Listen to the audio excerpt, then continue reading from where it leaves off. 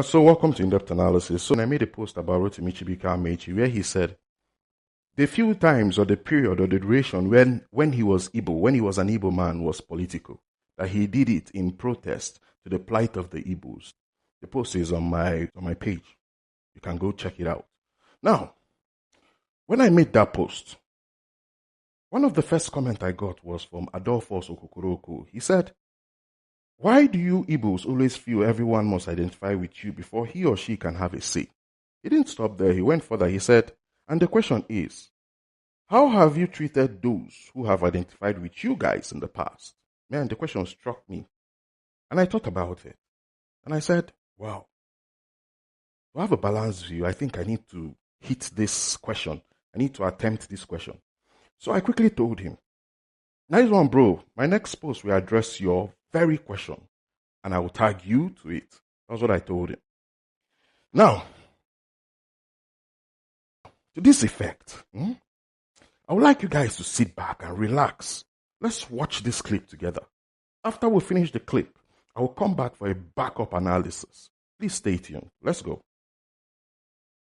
You may not have more knowledge of my background. I've committed my 30 years on this earth to the cause of the unity of the East and then the cause of Ndibo. From 1995 to date is 30 years. In 1995, I was the National Legal Advisor, Eastern Nigeria Student Association. In 1997, I was the country director of ENDOA, the Eastern Nigeria Delta Unity Association, a United Kingdom-based organization led by Chukwudu Mikazo.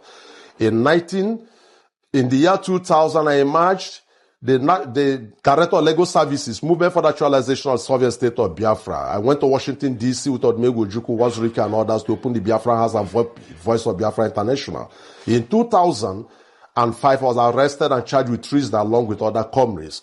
Released, I emerged that legal advisor, Ohaneze Youth Council. I was given an award for my position and principal position in Igbo land.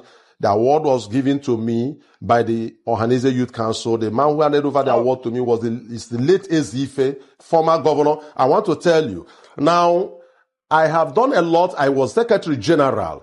If you Google me, I have been consistent that I'm an Igbo and that my people are Igbos.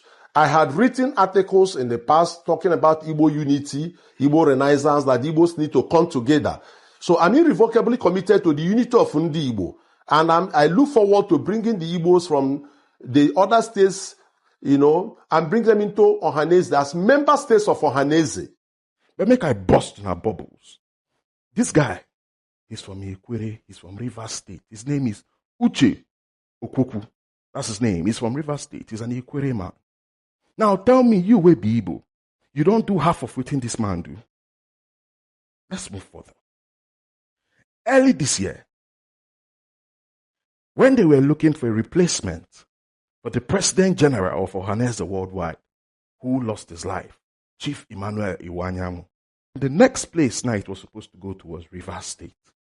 And mind you, the election that brought in Nyanwodo, Chief Nyanwodo, the election was conducted in Enugu, where Nyanwodo was from, when it was the turn of the Enugu people. The election that brought in Professor George Ibiozo, the election was conducted in Abia State, where George is from. The election that brought in Iwanyanwu, late Chief Emmanuel Iwanyanwu, the election was conducted in Imo State. Now is the turn of the Rivers State. And who is the main contender in this election? This very man, you just heard his voice, Uche Okwoku. Now, do you know what happened? The 5 governors of the southeastern states now chose a preferred candidate in the person of Mbata. On the day of the election, things were already set for election to conduct in Port Harcourt, Rivers State. Do you know what happened? The 5 eastern governors hijacked this election and took it to Government House in Enugu, and went there, conducted the election. And the election was upheld. You see as them play this man now, first one. You see as them boycott this man. This Ikwerre man, we don't sacrifice for the Igbo for 30 years of his life. Go jail, join. for treason. Paid price for the movement. Now, this was how he was paid back. It wasn't like the election conducted free and fair, he lost, and he went home and he slept.